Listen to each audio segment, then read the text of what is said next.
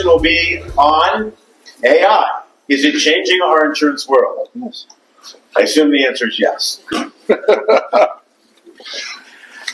Marshall Gilinsky and Jamie O'Neill from Anderson Kill will be joined by Tom Rosaschi from ICA Risk. Marshall is a shareholder in Anderson Kill's Boston office, before that Vermont office, before that Washington office, before that Philadelphia office, and before that New York office. I never worked in Philly. But go Birds. During his nearly 30-year career representing policyholders, Marshall has recovered hundreds of millions of dollars for his clients, successfully litigating disputed property claims and resolving many more without the need for litigation. Jamie O'Neill is an attorney in Anderson Kill's New York office. She focuses her practice on insurance recovery, representing policyholders. Tom Rosaschi is an independent risk management consultant at ICA Risk and a licensed attorney in the state of Florida. He advises private equity funds, hedge funds, real estate sponsors, hospitality operators on complex risk matters associated with mergers, acquisitions, divestitures, and restructuring. I will hand it over to Marshall and his panel. All right. Who needs those? Good morning, everybody. Welcome. Thank you all for coming. This is a presentation that we've given, and I have given almost on my own in a 2-hour format. So we've got a half hour, and I'll preface it by saying this. If people have questions, feel free to chime in and ask your questions. We have a very sophisticated audience today, and I'm happy for everyone to have the benefit of that by having just a conversation, because lots of people have lots of questions about the intersection of AI and insurance. And today what we're going to do is to kind of focus in on 2 areas, but I'll leave it open to the extent that people have questions about anything on their mind. Mainly, Jamie's going to start by focusing on the risks posed to policyholders and their exposures in the operation of their business from AI, risk posed by AI. And then we'll talk a little bit about the type of coverage that's available for that. And Tom and I are going to talk about what do we expect to see and what are we currently seeing from the insurance marketplace as a reaction to changes and evolution that we see in the risk the policyholders face. So with that, we'll get started with Jamie. Oh, this one. Yes, we will. So, hello. So I will be talking mostly about litigation risks. There are other types of risk, but for our purposes here, it's going to be about what the big buckets of litigation risks are.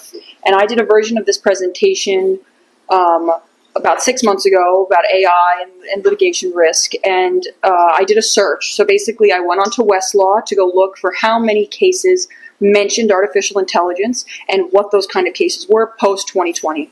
And at the time, when I went through that original search, there was about, a couple hundred cases, and I had made a graph for that presentation, a version of the graph that you can see above. When I first did that search, the first big bucket of those cases were hallucinations, and I'm sure all of you know what hallucinations are when it comes to artificial intelligence. There's cases about lawyers and pro se litigants using AI to draft court filings. Published cases only, there was, at the time I did it 6 months ago, there was only 35 cases. There are now 859 in 6 months. That's only published cases, not unpublished, and most courts do not publish those cases. So many, many more people are using AI than they once were. In terms of the next big bucket was copyright. It went from 68 to 166 published cases in that same time frame. Once again, this is not complaints. This is just published decisions. Products liability went from 4 to 38 cases. Strict liability saying AI products were defective in some way. Privacy cases went from 57 to 195 in 6 months. So the litigation risks facing businesses are increasing exponentially very, very quickly. And once again, only published cases, published decisions. That is not complaints. Complaints are, there's thousands. So it's really hard to say what the big buckets in the future are going to be, but right now, the big buckets are up on the screen right now. We're going to talk about a couple of them in the limited time I have here today. These are the big buckets, but they're also the kind of interesting buckets of artificial intelligence litigation. Some of them have less cases than others, but it's clear that they're starting to become much bigger issues as plaintiffs realize that they can bring litigation, these kind of novel litigations, and be very successful, at least surviving motions to dismiss. So the first bucket has been very surprising, and that's been Sherman antitrust actions alleging price fixing. It started with, some of you, I'm sure you're aware, one of the first cases was the hotel casino cases in Atlantic City, which I'll talk about here today, about them basically fixing the cost of hotel rooms. That caused a basically landslide of litigation across the country about different businesses price fixing using algorithms. Breach of contract cases, basically companies that have contracts with AI companies and how AI companies' products are not working as intended. Copyright. Sure, you've also all seen the copyright lawsuits against all of the different AI companies. Defamation, smaller bucket, but getting worse. Companies that have republished information that they got from AI that is false. There's a really notable case recently called Wolf River Electric that basically a engineer out west, I want to say Montana or something, they found that their customers started to come to them saying, why did you get sued by the Attorney General? And that is because when you Googled them, the Google AI summary said that they had been sued by the Attorney General. They lost all their business, and their business was basically destroyed. So those are becoming a much more common lawsuit to see. Discrimination, same. Basically, hiring discrimination is the large bucket of those claims, but there's also different litigation, the State Farm litigation, where homeowners sued State Farm saying that black homeowners were more likely to be denied from various insurance, mortgage, things like that because of their AI algorithm. Privacy, which we'll talk about today, the privacy lawsuits, and then product liability, the strict liability cases, and then securities, AI washing. But those are the big, interesting buckets that have been ever present. So we're going to start quickly going through the antitrust and algorithmic collusion case. So the case up there is the case that went to the Ninth Circuit in Gibson v. Sendin. The New Jersey case was Cornish at a B versus Caesars Entertainment. They're sister cases. Caesars went up to the Third Circuit at the same time that Gibson went up to the Ninth Circuit, basically alleging that hotels, by all using the same artificial intelligence software to set their hotel prices, had basically engaged in price fixing. Both the Third Circuit, likely, that decision is not out, but they were very, very dubious about these arguments, and the Ninth Circuit opinion basically did not buy that argument, saying that it was not a violation of the Sherman Antitrust Act because there was no vertical price fixing, because technically the AI company is not in supply chain, and there's no horizontal price fixing because the different hotels did not agree with one another. They agreed with the AI company. That is not to say there's not risk, because after these lawsuits came out, a bunch of other plaintiffs heard about them, started suing for other things, and there has been much, much more successful litigation where there is much more public policy implications, let's say. So those two cases are In Re RealPage and Duffy v. Yardy. So In Re RealPage is a plaintiffs or a class of individuals who rented multifamily units from property managers. All the property managers in the area used RealPage's AI software. That software basically causes an averaging of rent prices. There is proof that in areas that use RealPage, the rent cost increased by hundreds of dollars. So plaintiffs bring suit against RealPage. They end up settling, not with the AI company, with the property managers. The AI company refused to settle. The property managers were forced to settle for $141 million. So it's not the AI companies. They're going to take this to the end. They're billion-dollar companies. The property managers wanted out, so they accepted the settlement. So there is still real risk, and there's about 15 big MDLs right now in the antitrust AI world. In terms of privacy, tons of different laws that plaintiffs have been bringing actions under against companies. Sure, some of you saw in the news last week about JetBlue, and I'll come up with this because this is super kind of funny, kind of sad.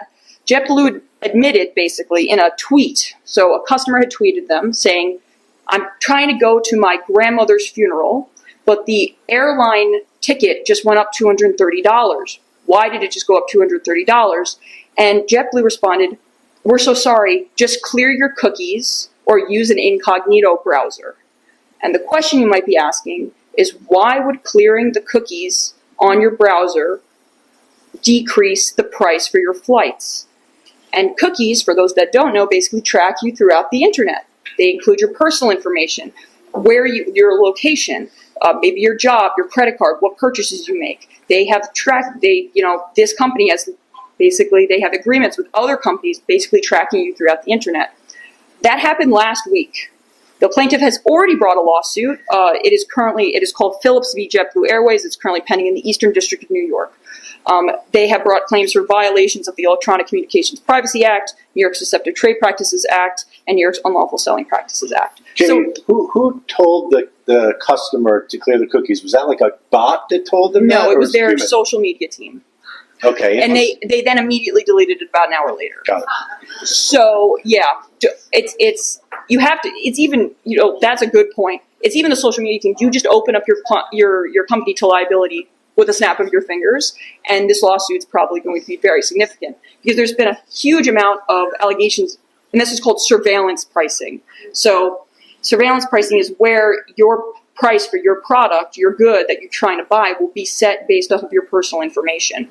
Instacart got hit by the FTC recently for something similar. They tried to do this, and the FTC went, no, we don't think you should be doing that. Instacart said, okay, and then they backed off. And then they took it out of their app. They said, we won't change your price for the groceries you're buying based off of where you live, because that's what they were attempting to do. So it's interesting what statutes it's going to be in the future, but this suit just shows you can bring these lawsuits very quickly if you can find counsel for them, and obviously this was brought in like 4 days. And the point really that I'm making is that there are lawsuits against AI companies. There's tons of lawsuits against AI companies. There's also tons of lawsuits against non-AI companies that are licensing these AI products. And now we're not talking about indemnification. Maybe these contracts that they have with the AI companies have indemnification provisions. That's not for me to say. However, it's not stopping them from getting sued, and it's not stopping them from settling with these claimants. On the left, we have In re Otter, the privacy litigation. If you use Otter AI, I'm not going to say stop using it, but you should research what Otter AI is doing with your data. Otter is a note-taking AI app. If you allow it access to your calendar, it will go into every Zoom meeting that is on your calendar without you going to the Zoom meeting. It will go without you. So say someone sends you a Zoom meeting. You don't know about it. Your AI will still go to the Zoom meeting, okay, and it will take notes. Even if it's a confidential meeting, even if you didn't give it permission to, it will still go. That was happening without disclosure to either the people in the meeting or to you. The plaintiffs allege. The plaintiffs allege, according to them. Although plaintiffs allege, I have actually seen it happen, so I'll also allege that it does. I've heard of that happening too. It does happen. It's not really alleged. This does happen. It's the disclosure that they're saying it doesn't happen, that you technically signed their terms of service, so on and so forth. Washington v. Sutter Health is the lawsuit against these healthcare organizations. Basically, there's been a few lawsuits recently about AI note takers in the healthcare industry. Patients are suing healthcare organizations for using AI note takers without adequate disclosures. And so it can be, they're licensing this product, they did not make the AI note takers themselves.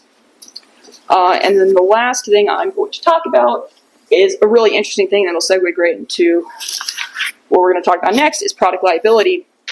I'm sure everyone in the room has heard about the product liability lawsuits that have been brought against OpenAI and the other big AI companies about the teen suicide cases. Basically, teens who have interacted with chatbots committing suicide or self-harm, or recently the lawsuit against OpenAI, I believe, for the shooting in Canada, the mass shooting in Canada, that they actually, OpenAI did catch, but then did not report to the authorities. Those cases are all alleging strict liability theories for defective AI product. It raises a very interesting question going into the future. Can strict liability be applied to other wrongs done by AI? So I have a few examples. If an AI-powered diagnostic tool misdiagnoses a patient, is that strict liability defect? If an autonomous vehicle hits pedestrian, is that strict liability for the AI company? What if an AI smart meter, which many people have in their house now, fails to detect a fire? Are plaintiffs going to bring strict liability claims? If an AI insurance claim handling tool automatically denies a claim and that claimant dies, is that a strict liability claim? And I think it's an interesting topic. It's going to be an interesting conversation going forward, although we haven't seen those claims yet. And then to you, after talking about the wonderful risks facing all of these companies. Right. So a really interesting ecosystem that everyone now exists in. I'll mention this just to kind of start to frame my perspective on it. Jamie showed that chart showing this dramatic exponential increase in the number of lawsuits that involve AI. But ask yourself this. In the year that Henry Ford rolled out the Model T, how many auto accident liability claims were there? Relatively few. 10 years after, there were automobiles all over the streets of big cities in America. What sort of an increase did we see in automobile cases? None of this growth of litigation in claims alleging AI, I find to be surprising at all. The way I think about where the insurance marketplace meets this change in the resources that are available to policyholders, corporate and individual, is not unlike the invention of the wheel or fire or any other tool that humans have come up with that has provided them with amazing resources and technological advances, but also, along with it, risk of harm, right? It's no surprise that we see problems being caused by AI, or that we see plaintiffs' lawyers jumping on the fact that AI is causing problems to bring lawsuits to rectify those problems in our society. That's going to continue to happen. The interesting question from where I sit is, how does this affect the insurance marketplace? AI provides amazing opportunities for efficiency and technological advances. And there's reason to think that as AI continues to get integrated into people's everyday lives and into corporations' workflows, there's going to be pressure driving down, because it's driving down the risk of harm. As AI becomes better and better at helping people do things that people have always made mistakes doing, right? Before driverless cars with drivers ran people over, right? There's reason to think that once we have a fleet of driverless cars, fewer people are going to get run over. But every single instance of a problem is going to involve a lawsuit against the company involving the problem with their technology, right? So we could see fewer claims, but we're going to see an increase in the number of claims involving AI, right? What does that mean for the insurance marketplace? I think about this historically, and then I'll turn to Tom, and I want to ask him what he's seeing firsthand in the environment. My theory, and I put this theory out there a couple of years ago, and so far it still holds true, is that we see the implementation of exclusions or sublimits or restrictions on insurance coverage, and consequently the development of standalone markets for that type of risk, only where there's a sharp change in the severity or frequency of certain types of losses. Okay? So, for example, after 9/11, the risk associated with terrorism exploded. That's a terrible pun, but it was evident in front of all of us. And as a result, there were terrorism exclusions in every type of policy you'd ever see, and the government backed a standalone TRIA Act so that people could buy terrorism insurance. But it's only when you see this spike in exposures. When asbestos liability became an obvious and enormous problem in the 1980s, there were asbestos exclusions. When pollution became an obvious and important problem that insurance companies weren't willing to insure, you got pollution exclusions, evolution of them, but manifesting in 86 with the absolute pollution exclusion. Right? Question is, are we going to see a similar exposure spike in frequency or severity in claims involving AI? So far, the answer to that is no. Maybe we do see that risk when it comes to companies like Anthropic or OpenAI who are actually making the technology that, according to 20% of artificial intelligence experts, poses a severe risk to human extinction, right? An insurance company might say, like with Y2K, I'm not going to insure that risk. That is human extinction? No, I'm not going to insure that. But of course, if human extinction actually came into focus, insurance is the last thing that we're going to care about. But so my theory has always been, the insurance market can handle this. It can handle this under existing insurance policies without a change to the scope of coverage or the specific types of coverage that are available. Tom, and so I'm kind of curious. That's my theory.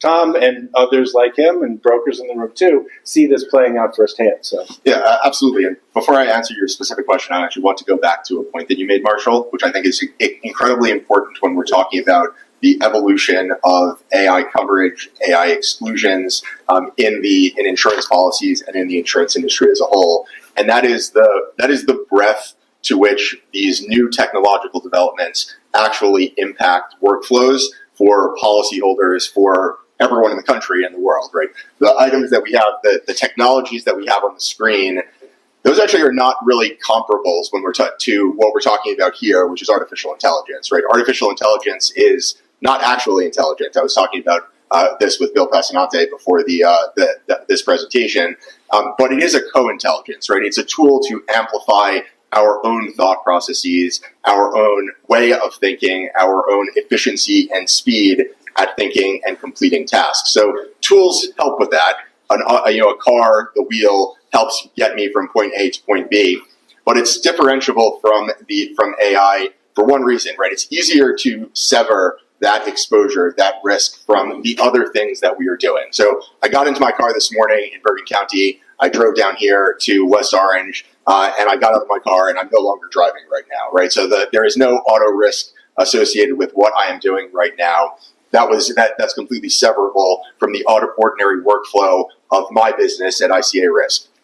With AI, it's really what we are seeing right now is as people are dipping their toes in, it appears like it is severable, right? People are testing out AI. Maybe they type in a search in Google and they're getting results back from Gemini. So it appears to a lot of us, because based on our own use, based on the use cases that we're deploying, that AI can be severed. It can be split out from the rest of the risk we're incorporating. But that's not how it's actually going to develop, right? Because we're going to be using AI much more broadly. And I think this is the point that you were making, Marshall. So what we're really going to see with AI is not a fundamental change in the type of risk that we are encountering. It's going to be a change in the severity of the risk that we're encountering. All of the things that we are going to be using AI for as a sidecar, as a co-intelligence to amplify our own work, those are risks that already exist and that we already have as businesses, right? Jamie pointed to a lot of those type of risks in the cases that we just reviewed, right? In the JetBlue instance, there was even an actual situation where that risk was amplified by human error through the customer service team that was looking to make a customer's life better, but actually created some legal liability right down the road. Same thing with some of the other cases. All of those things could actually happen outside of the existence of AI. With Otter AI, it might automatically join my Zoom meetings, but my assistant could also do that without me knowing it and take notes and create the same type of liability. This is an important point when we're talking about insurance, because I think a lot of what we're seeing in the larger industry is that insurance companies are starting to dip their toes into AI as well, into this particular risk. And we're starting to see some of those insurance companies float the idea of treating this like auto, right? Of treating this like pollution or asbestos, and applying that same paradigm to the evolution of insurance policies that was rolled out in the 80s, right? When we started to have an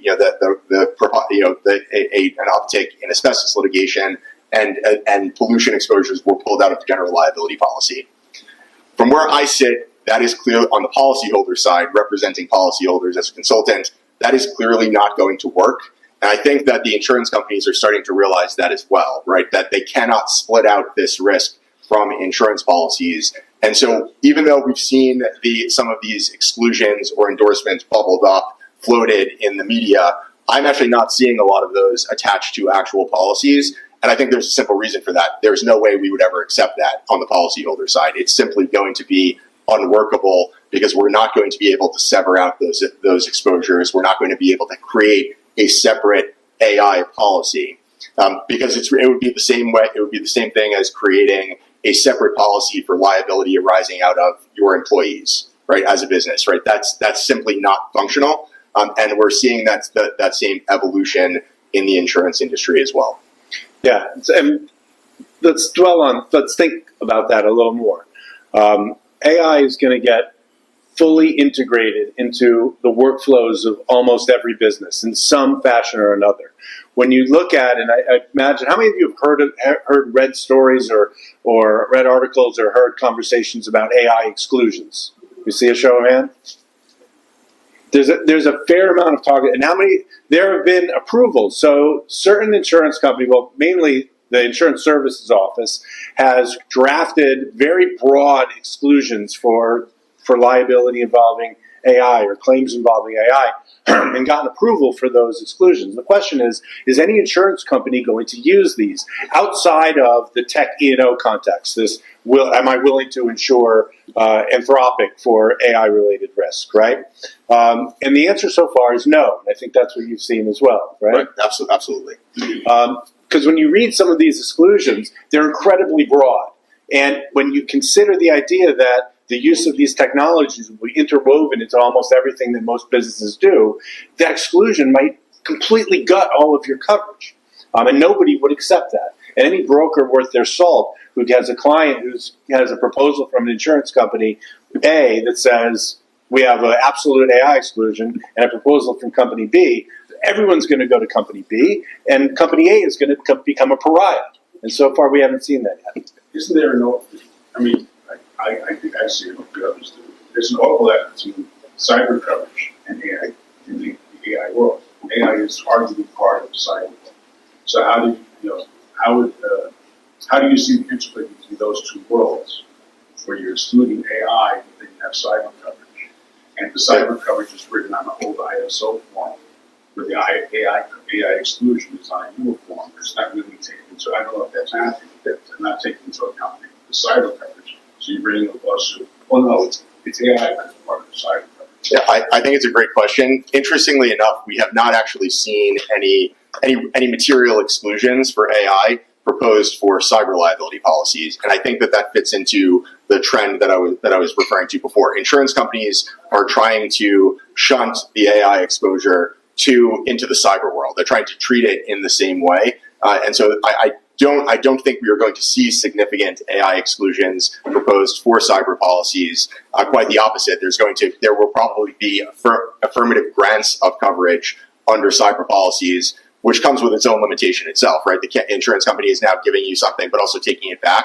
by putting guardrails. So in my own practice, I'm actually pushing back against that trend because I would rather have a full breadth of coverage, right? And then allow the scope of what is covered to unfold naturally in the course of legal developments, rather than stick with something that is narrow, even if it's somewhat definite in the short run. I think that's probably a win in the short run because we get a definite coverage, but it is counterproductive in the long run.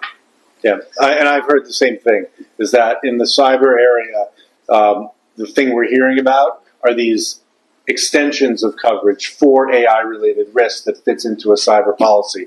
And that sounds good to begin with, but it always worries me that it's subtraction by addition, right? So if you say, oh, our cyber policy covers AI, and then you have a claim that doesn't fit neatly within that extension, one might infer that you don't have coverage for that, whereas it would have been covered even in the absence of the extension.